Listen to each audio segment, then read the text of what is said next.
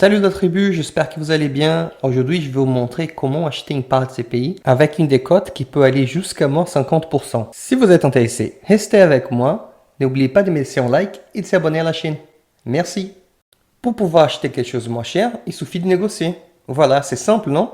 En fait, pas vraiment. Pour moi, ce n'est pas très simple de négocier. Du coup, heureusement qu'il existe les démembrements. Et comment on peut faire ça? En fait, c'est assez simple. Une part des CPI, elle peut être divisée en deux parties. Une part, c'est la nue-propriété et l'autre part, c'est l'usufruit. La personne qui possède la nue-propriété, c'est vraiment elle qui possède la part des CPI.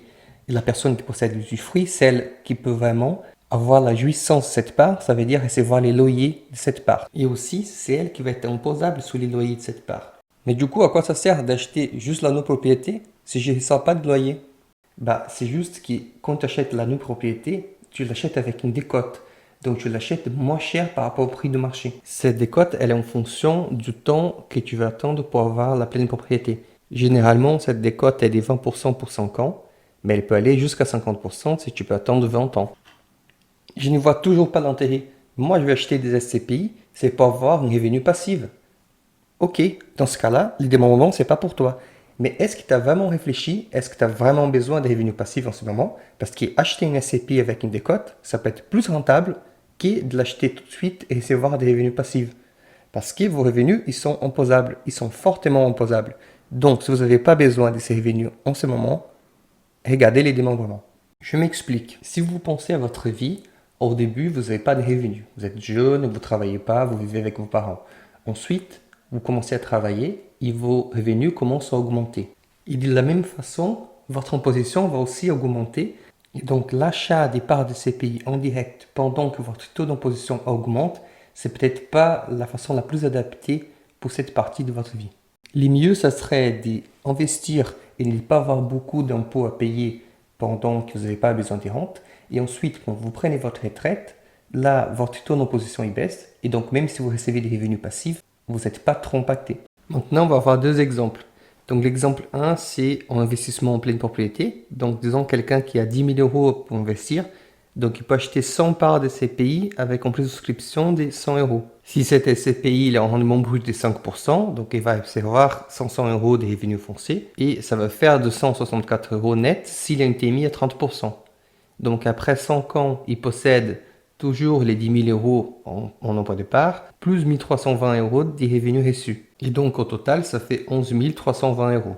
Maintenant, pour notre exemple numéro 2, c'est avec cette même somme d'argent, c'est-à-dire 10 000 euros, il avait investi dans des parts des CPI en démembrement. Il aurait pu acheter 125 parts de CPI avec une plus de souscription unitaire de 80 euros. Donc ça, c'est la décote des 20% pour une période de 5 ans. Et donc, on ne va pas percevoir des loyers pendant cette période. Mais après 5 ans, il possède 12 500 euros en parts de CPI. Donc, vous voyez la différence. Dans un cas, il arrive à avoir 11 320 euros. Et dans le deuxième cas, il y a 12 500 euros.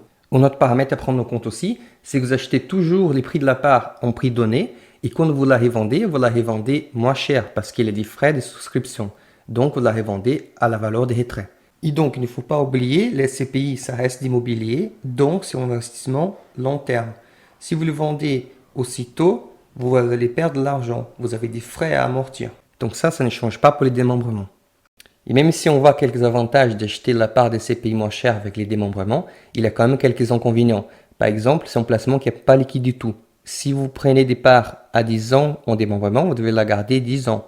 Notre gros inconvénient, c'est qu'il se peut qu'acheter en pleine propriété soit plus rentable qu'acheter en démembrement. Ça va dépendre des dividendes de la SCPI et voir des taux marginaux d'imposition. Et un troisième point, c'est que vous n'êtes pas imposable sur les dividendes. Cependant, en cas de plus-value du prix de la part de la SCPI, cette dernière est imposable, soumise au régime d'imposition des plus-values immobilières. Et donc, une façon intéressante d'utiliser ces leviers, c'est justement pendant votre vie active, vous achetez des parts en nue-propriété. Comme ça, vous pouvez l'acheter avec une décote. Et ensuite, quand vous prenez votre retraite et que votre taux d'imposition va probablement baisser, là, vous recevez la pleine propriété et vous commencez à recevoir également les dividendes de la SCPI. Voilà, j'espère que vous avez aimé cette vidéo. N'hésitez pas à échanger avec moi en commentaire, me laisser un like et de s'abonner à la chaîne. Merci beaucoup.